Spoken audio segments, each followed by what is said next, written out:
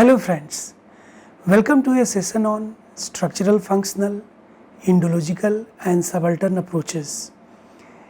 In order to understand the major difference between natural and social cultural world, we need to know number one, the natural world can be observed and described from the outside, while the world of the human activity can be observed and comprehended from the inside.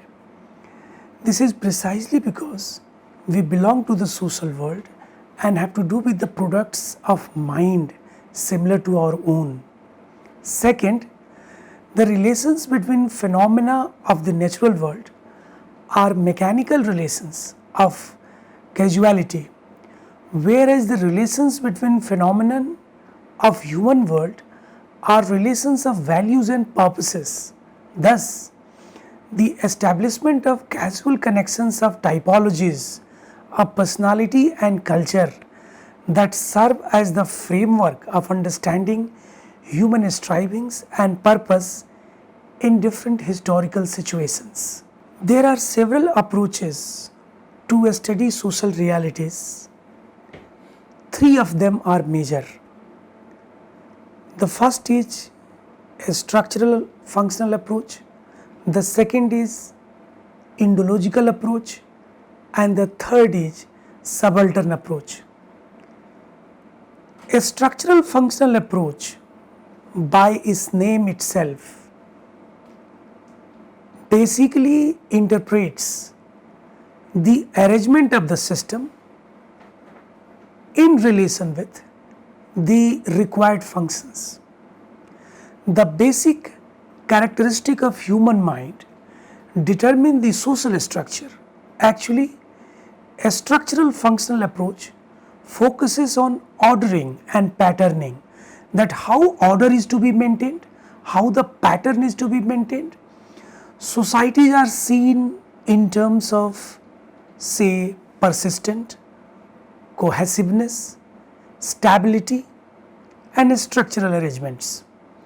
The functional unity is received as a kind of condition that all parts of the social system work together with a sufficient degree of harmony or internal consistency. So, the functional approach requires all the part of the system to be in unity and in consensus. Whether it is conflict or it is contradiction or something of that sort, all are supposed to be contributing to the ordering or the maintenance of the social system. Everything is necessarily functional for the whole. Thus, structural functional approach is based on network of relations of person to person through genealogical connections. Indological approach is basically a textual approach. This is an approach which is based on text, epics and religious scriptures. It rests on the assumption that Indian society and culture are unique and its specificity can be grasped through the text, particularly linguistic accounts, ancient history, epics, religious manuscripts, etc., to study the Indian social institutions. In this approach, the focus is given on epics, legends, myths, folk traditions, and other symbolic forms of culture. The indological interpretation of Indian society being static, timeless and spaceless. This is something which really distinguishes Indian society from rest of the world. The role of tradition, groups are given primary importance under the indological approach. The basic postulates of indological approach are: number one, since human institutions form an indivisible unity of the individual society and values. Without considering the values, the understanding would be, of course, incomplete. In fact, values play a role in integration and fulfillment of man's basic impulses and desires in most appropriate manner. We have already discussed the significance of arth, dharma, kam and moksha.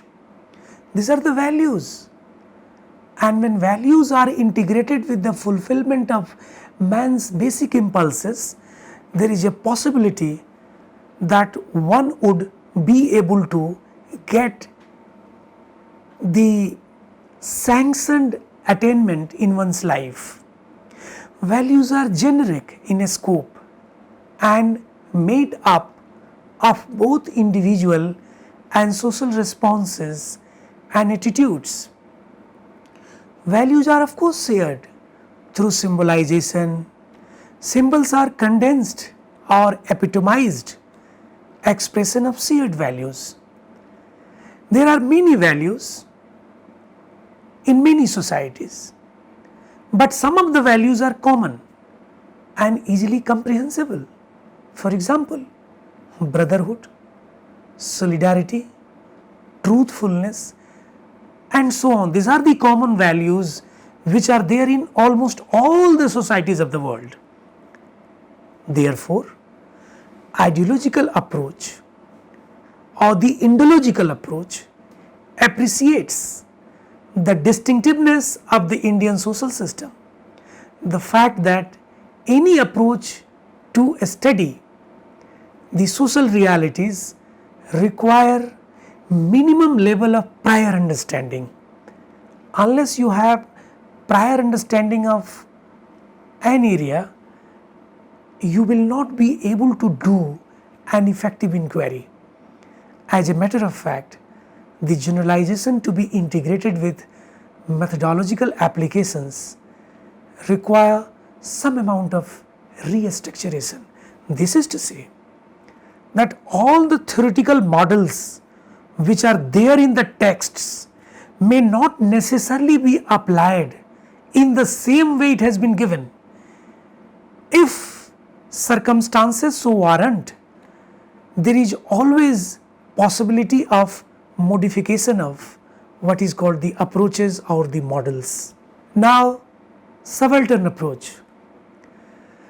The word subaltern stands for the general attribute of subordination that is expressed in terms of caste, class, age, race, gender or any category that is used in the system of stratification. It expresses the view from below, that is called the worm's eye view. In this frame, one can observe the contradiction between self versus collectivity, ascribed versus achievement, sacred versus secular, unity versus diversity, affectivity versus affective neutrality, and diffuseness versus specificity. Because what is important to you may not necessarily be important to the collectivity. Whatever is ascribed with you may not necessarily be achieved by the other group. For example, caste. If I am born in a specific caste, that caste can never be achieved by virtue of any effort by the other caste people. So, the approach seeks to restore a balance by highlighting the role of politics of the masses as against the elite politics. The central thrust of subaltern approach is to reconstruct the other history. It emphasizes not to view peasant our tribal insurgents merely as an object of history, but to treat them as makers of their own history, endowed with transformative consciousness of their own. As makers of their own history, endowed with transformative consciousness of their own. The three approaches, a structural functional, Indological and subaltern, lay strong foundations to come up with an integrated perspective to study Indian society and culture. The consensus amongst the approaches largely ensures that the voices of the voiceless would be heard while making any platform of progress, be designing an effective policy or program or whatever. Thank you so much.